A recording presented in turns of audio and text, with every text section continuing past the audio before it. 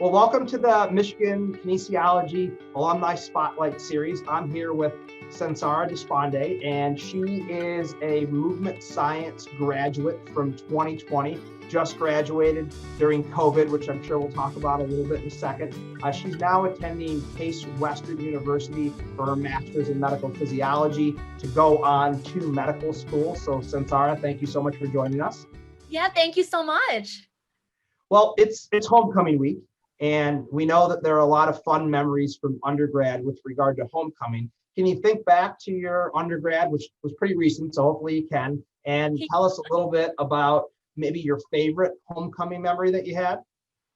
Yeah, so definitely it would have to be getting to share that with my parents. So I was lucky enough that for my first 3 years, my parents lived in Ann Arbor. So they were only a 15-20 minute drive away.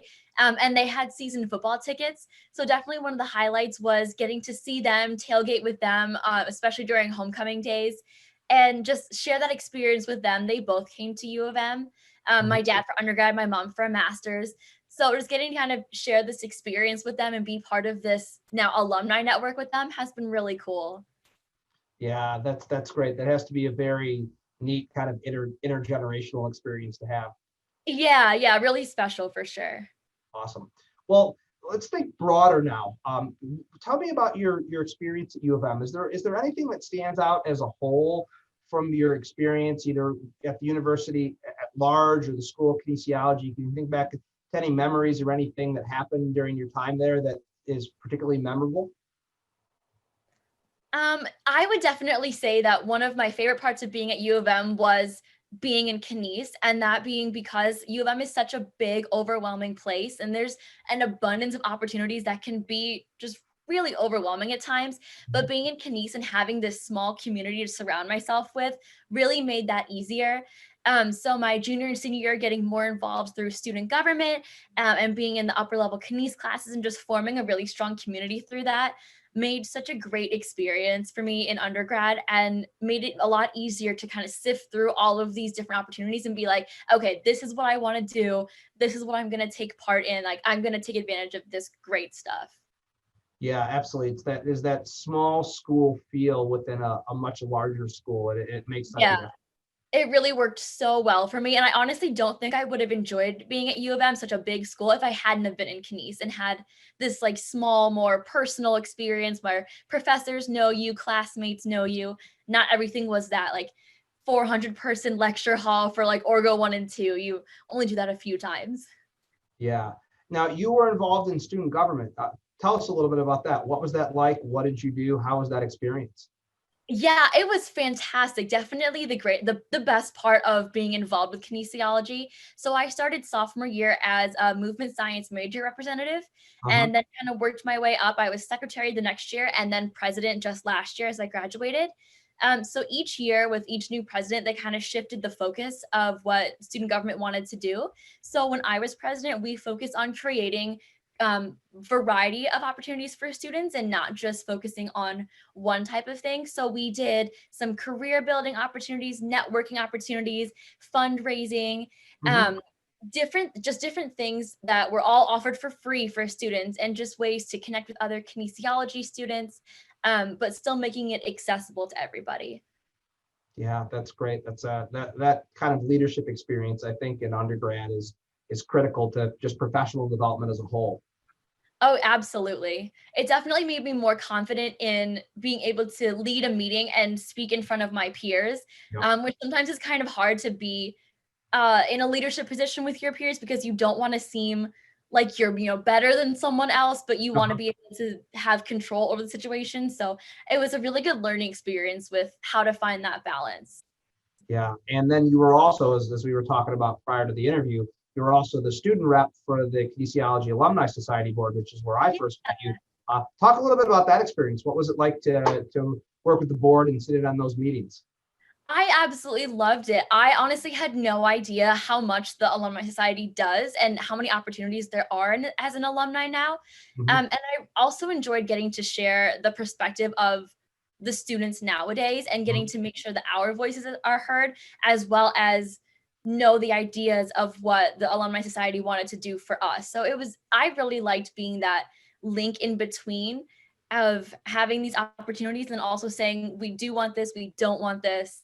I thought that it was a really good way to kind of express my voice in the Kines community. Yeah, I mean, what does it mean to you now that you're part of the alumni base? I mean, this massive living alumni base that is the University of Michigan's alumni. Like, how do you view your, I guess, responsibilities? Because I'm an alum and I feel like I have responsibilities to give back. But you being a very, I mean, I certainly 1 year out of school, I wasn't really thinking a lot about that. But I'm curious. You seem way more responsible than I was way back then. So, what are your thoughts on your responsibility as an alum now? That's a really good question. I don't know that I've given a lot of thought to my responsibility as an alumni, but I've definitely been thinking about what are ways that I can take advantage of this community moving forward. I am in grad school right now. I am planning to apply to med school this upcoming cycle. So just kind of thinking about what the Alumni Society and just the association can help me with as I move forward. And then knowing that, 10, 15, 20 years in the future, when I'm hopefully a doctor, how I can turn around and give back to students who are in my position. Yeah, that's great. I think that's one of the best parts about the U of M community. It is very reciprocal. You're there, you take advantage of the opportunity with the alums, and then once you become an alum and once you get a little more established, then you just have the desire to give back in any way you can. For some people, that's monetarily. For some people, that's time. For some people, it's both. But I think it's very beneficial. Absolutely. And before COVID and, having to go through all these different precautionary measures now, one of the things I was most looking forward to is finding that like alumni space in Cleveland. Mhm. Obviously, a lot of Ohio State fans have to avoid all those, but I was looking forward to like finding the U of M bar, watching football games, watching basketball games. So even though I can't do that right now, that's definitely something that I will actively pursue in the future, no matter where I am, because I know you can find people anywhere in the country, and that's a really cool feeling.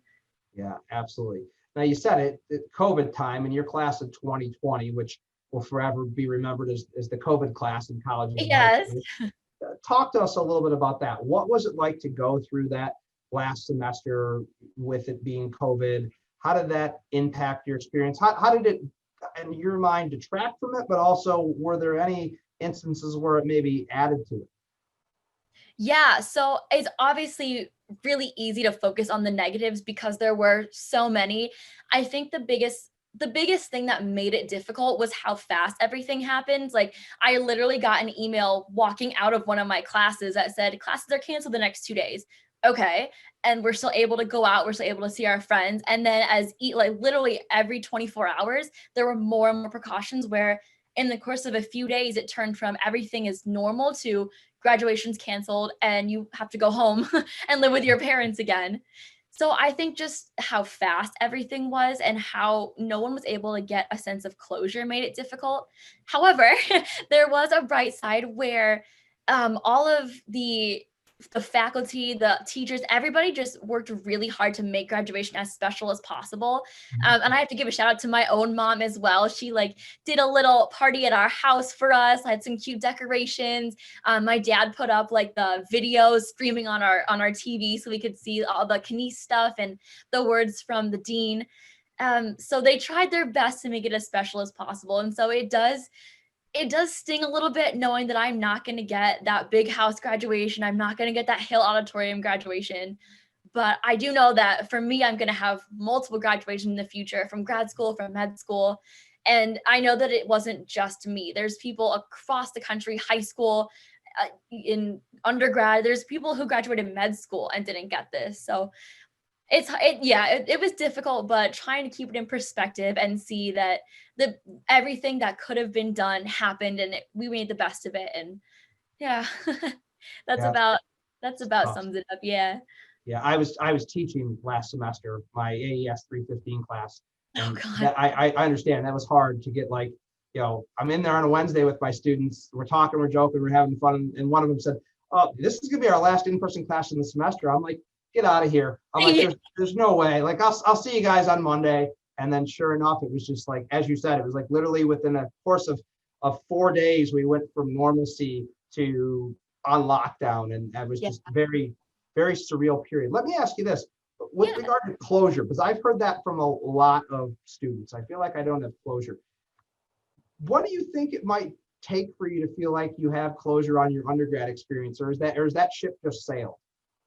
That's a really good question. If you had asked me, in the middle of the summer when I was literally doing nothing, 'cause I didn't have a job at the time, I didn't have school, I probably would have said, "Oh, I would love to have a graduation ceremony, whether that's at Hill, whether that's in the big house, something."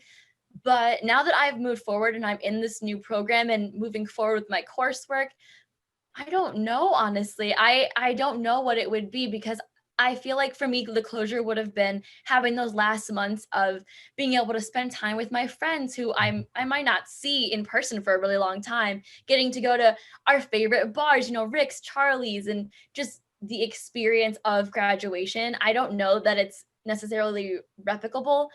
So I'm not sure at this point. Maybe it'll take a few years to get back to a normal way to celebrate homecoming. Maybe that would be a fun way to get some closure, or maybe it might just take a little time to just be like, okay, that's how it was, and it's a unique year for this graduating class, and just take it as it is. Yeah, and that might just be it. I mean, there might not be a way to get closure, sadly. And I think Yeah. sometimes, like you said, taking some time and just maybe accepting that is it. But it's I know as an alum and as a faculty member, I know, like, my heart goes out to all the seniors that didn't get that experience, because I got it and so many other people have gotten it. But yeah, Right. like you said, I hope there's many people that graduated last year that will have many more graduations in the future. And I suspect that Yeah. that's the case for many of our class of 2020 now alums. So, hopefully the med school graduation and the graduate school graduation will be a much more Yeah. celebratory occurrence. Fingers crossed. Yes, absolutely. So talk to me about this transition. You're in a master's program for medical physiology. You're on your way Yep. to medical school. How did your time at U of M and movement science not only prepare you for this medical physiology master's, but how do you feel like it's preparing you for the very competitive process of getting accepted to med school? Yeah. So as far as preparing me for this program, I can think exactly to our 300 level move sci classes where my study methods that I was using for that, whether it was reviewing lectures online, taking handwritten notes, rereading things using a whiteboard, I'm directly using those study habits in Mhm. this program as well. And as far as preparing me for, what was the second part of the question? Sorry about that. I should break it up into two parts. That's okay. I mean, you're going to have to be you're going to be a doctor in the future. Do you have an idea of what specialty you're going to go into? Right now I'm thinking sports medicine. And the reason for that is there is such a lack of female role models, just female representation in general in sports medicine, even though there are 50% female athletes roughly.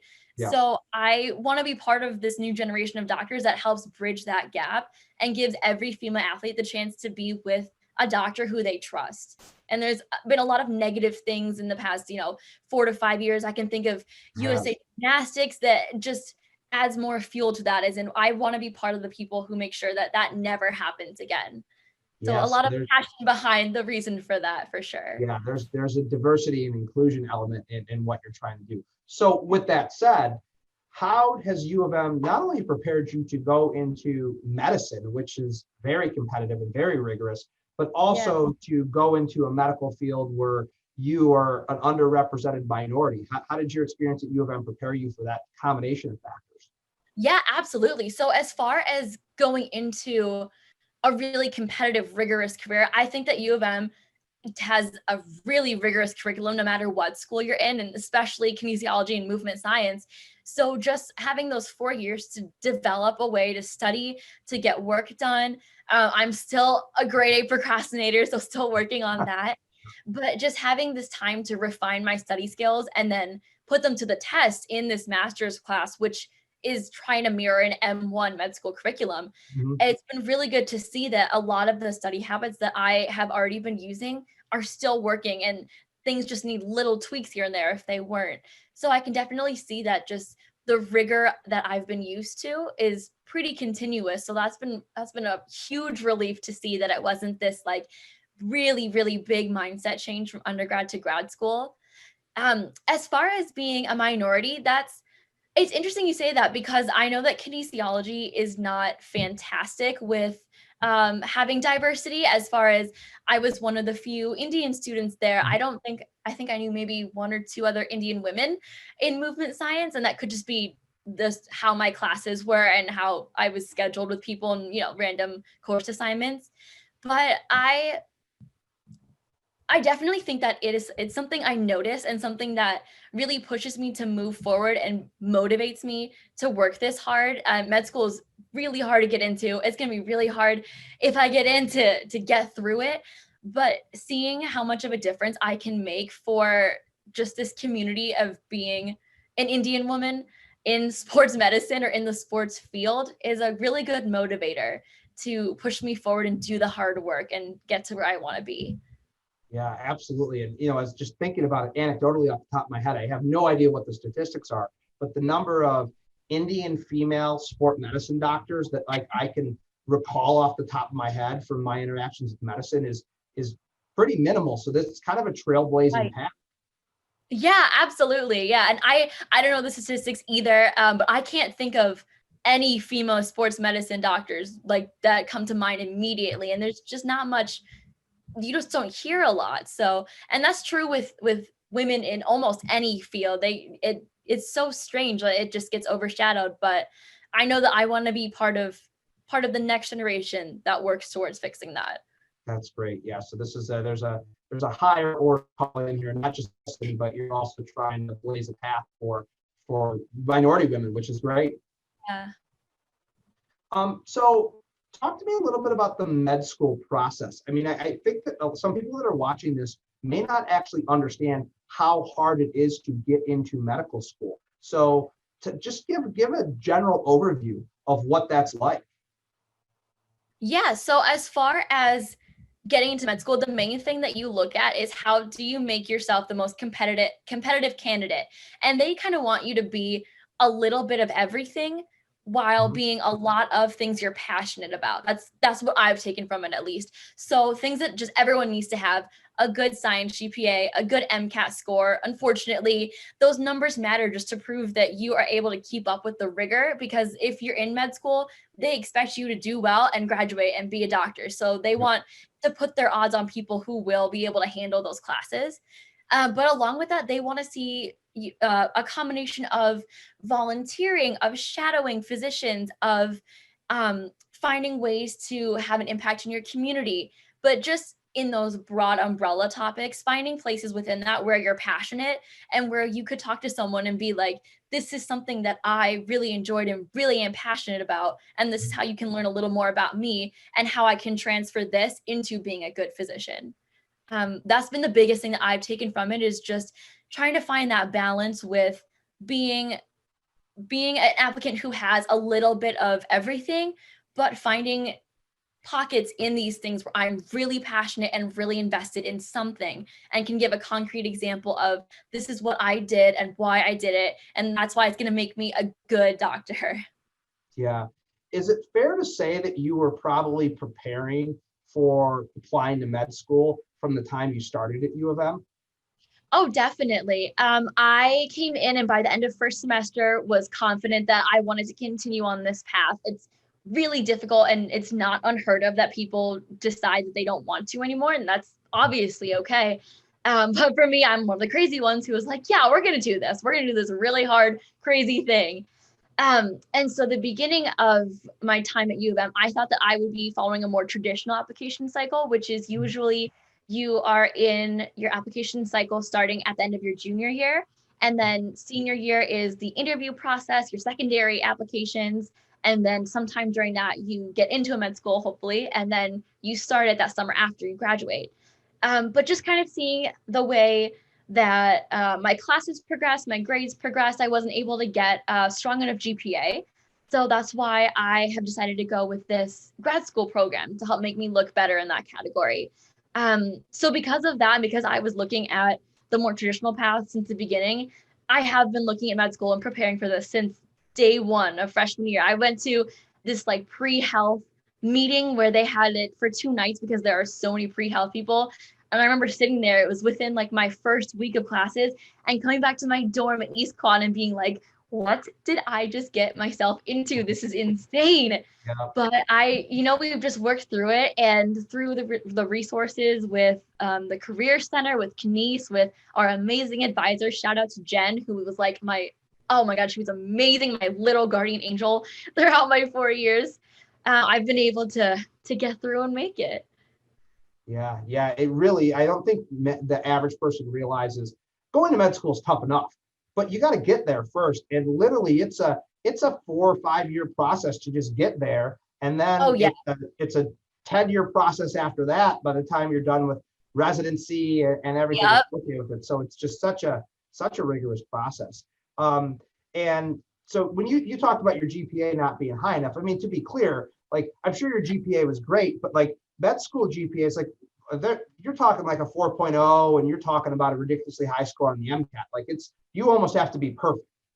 Yeah, definitely. It's really easy to feel a lot of pressure knowing that there are people you're going to be competing against, for lack of a better term, with your application, who do have a really great MCAT score and a fantastic GPA. And I know that I'm not going to have a 4.0 GPA. That's just being realistic with myself. Most likely not going to get a 528, which is the best MCAT score.